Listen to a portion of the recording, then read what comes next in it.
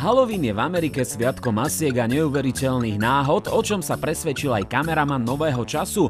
Hneď pri príchode na Halloweenovú farmu si od samého strachu vystúpil až 15 krát z auta a to si so sebou vzal aj bezpečnostnú masku. Halloween je ale sviatkom strachu a práve dnes si americké celebrity dokážu, že skutočne masky vôbec nie sú.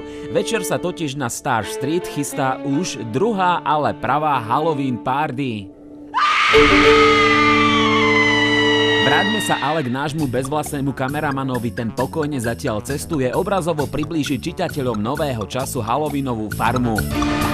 A teraz niečo o Halloweenovej farme. Americkí farmári sú jednoducho frajeri. Totižto dokážu zabaviť pospolitý ľud tým, že farmu vyzdobia a navyše predajú kopec tekvíc, čím napríklad táto farma za deň zarobí až $50,000. Nechceme sa pýtať slovenských farmárov, koľko by museli makať, aby sa priblížili k podobným číslam, preto sme sa radšej spýtali krásnej dámy, ako sa jej páči nový čas, teda farma. Dozvedeli sme sa, že čas na farme sa jej páči, ale vráťme sa späť do Hollywoodu.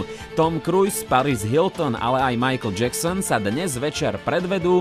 Fotky možno už zajtra v novom čase, dnes ale exkluzívne fotografie z minuloročnej party. Minulý rok sa, ako vidíte, Britney na to vykašľala, lepšie na tom boli Christina Aguilera, ako vždy sexy, detko Playboy vždy pripravený, alebo aj Jim Carrey, ktorému akoby oko vypadlo. Halloween teda stojí za to, sen sa splní a tak kameraman k Elvisovým vlasom prišiel. Mama, mám vlasy.